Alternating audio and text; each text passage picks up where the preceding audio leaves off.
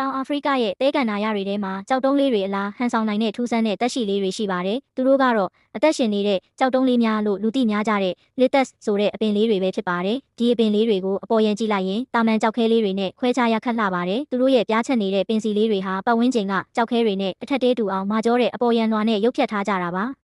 ဒါပေမဲ့တစ်နှစ်မှာနှစ်ပတ်လောက်အတွင်းမှာတော့အံ့ဩစရာကောင်းတဲ့အပြောင်းလဲတစ်ခုဖြစ်ပေါ်လာပါတယ်။၆တွေ့နေတဲ့ကြောက်တုံးမျက်နှာပြင်ပေါ်ကနေတောက်ပါပြီးငွေပြက်တဲ့ပန်းလေးတွေရုတ်တရက်ပွင့်အံလာတာပါ။ Lettuce လေးတွေဟာဝတ်မုံကူးပေးမဲ့အင်းဆက်တွေကိုဆွဲဆောင်ဖို့အတွက်သူတို့ရဲ့ရုပ်ဖြတ်စွမ်းရည်ကိုစွန့်လွတ်လိုက်ကြတာဖြစ်ပါတယ်။ဒီလိုခဏတာလှပတဲ့အံ့ဖွယ်အလှတရားကိုဖန်တီးဖို့အတွက်သူတို့စုဆောင်းထားသမျှရေနဲ့အာဟာရဓာတ်အားလုံးကိုအကုန်အစင်အသုံးပြုကြပါတယ်။ဝတ်မုံကူးပြီးသွားတဲ့အခါမှာတော့မျိုးဆက်သစ်ကြောက်တုံးလေးတွေပေါ်ထွန်းလာဖို့အတွက်မျိုးစေ့ပါတဲ့အသီးလေးတွေဖြစ်တည်လာပါတယ်။ကြောက်တုံးလိုပုံစံကနေပန်းလေးတွေအဖြစ်အသွင်ပြောင်းနိုင်တဲ့ Lettuce တွေရဲ့စွမ်းရည်ဟာ၆တွေ့တဲ့တဲကန်နာရထဲမှာရှင်သန်နိုင်ဖို့ထူးခြားတဲ့လိုက်ရောညီထွေဖြစ်အောင်ပြင်ဆင်မှုတစ်ခုပါပဲ။သင်ဟာဘဝတစ်လျှောက်လုံးတက်မဲ့ကြောက်တုံးကြီးတစ်ခုလိုဟန်ဆောင်နေထိုင်နိုင်ပေမဲ့မျိုးဆက်ပြန်ပွားဖို့လိုအပ်လာတဲ့အခါမှာတော့ကြိုးကြောင်းဆင်ခြင်မှုတွေကိုဘေးဖယ်ပြီးအသွင်ပြောင်းလန်းဆန်းပွင့်လန်းလာရမှာပဲဖြစ်ပါတယ်။